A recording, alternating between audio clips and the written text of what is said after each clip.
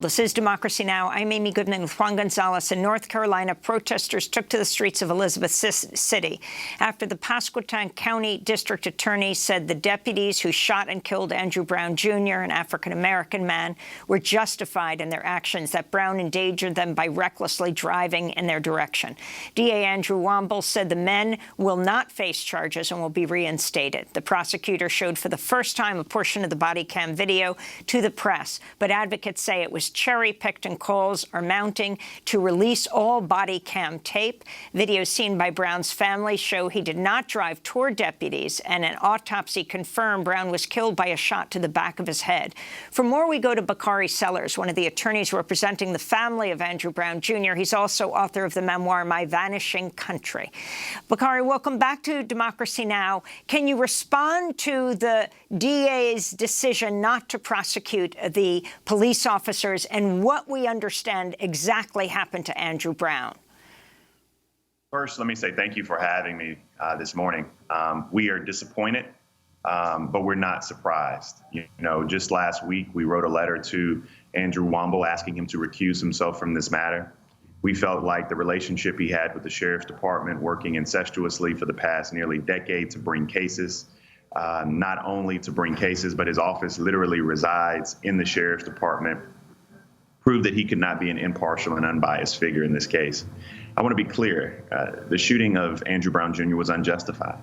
At no point was he using his car as a weapon. In fact, the two contacts that Andrew Womble points to that were made with the vehicle were both initiated by law enforcement. The first was an officer reaching out and touching the door handle when Andrew Brown backed up his car to move away from law enforcement. No officers were behind him. The second is when Andrew Brown turned his wheel to the left to evade and get away from officers. If he wanted to use his car like a bowling ball and treat the officers like bowling pins, then he would have just gone straight for them. But instead, he evaded them, and one officer reached out and pushed away. It must be noted that that officer who pushed away did not even feel like his life was in danger, as evident by the fact that he didn't fire any shots. He was one of 4 officers who did not fire shots.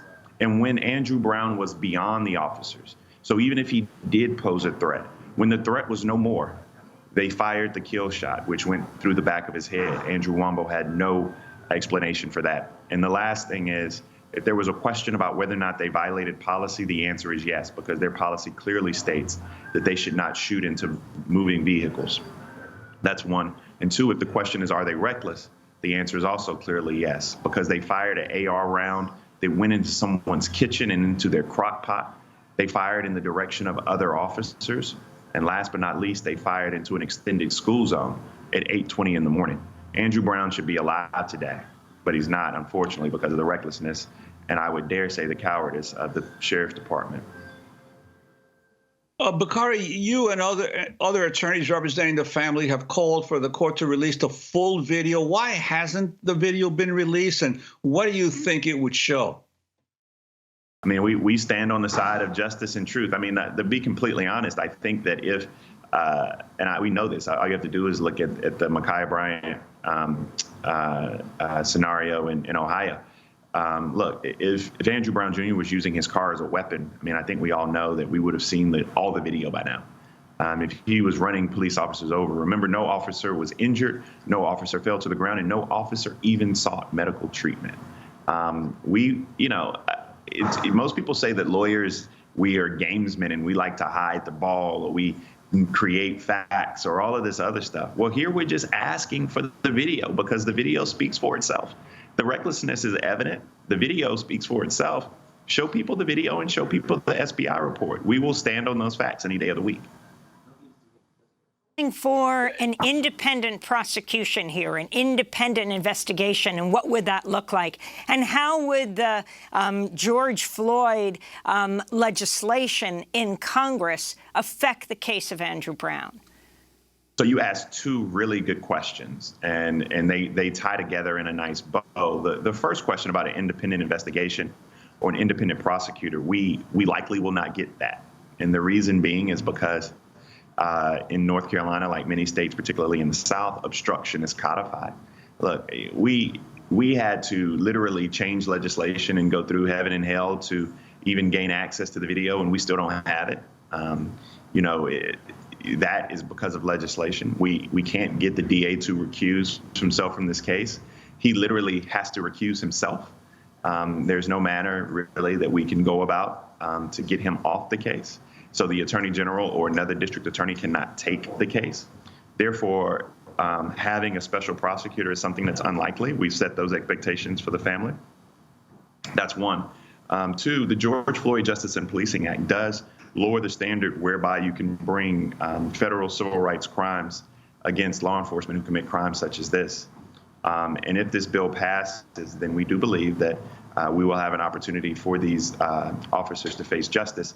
And changing qualified immunity, although we don't believe that to be an issue in this case because they clearly violated their own written policy in this matter. And in this case, and I'll just tell you some of the sausage making when you're doing these civil rights cases, when an individual is shot from the front, you can have the reasonable fear or reasonable belief that my life was in danger, although we know many times that's not accurate.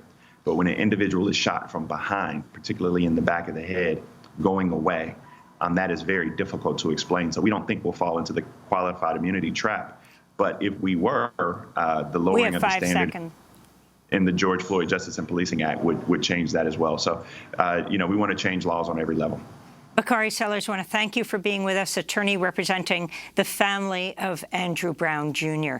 And that does it for our show. Very happy birthday to Eli Putnam and Samin Farkandeh. Democracy Now! Is produced with Renee Feltz, Mike Burke, Dina Guzder, Noreen Sheikh, Maria Terracena, Carla Wills, Tammy Warrenoff, Tarina Nadura, Sam Alcoff, Maria Studio, John Hamilton, Ravi Karen, Hani Masood, Adriana Contreras, General Managers Julie Crosby. Special thanks to Becca Staley, Marian Barnard. I'm Amy Goodman with Juan Gonzalez. Stay safe.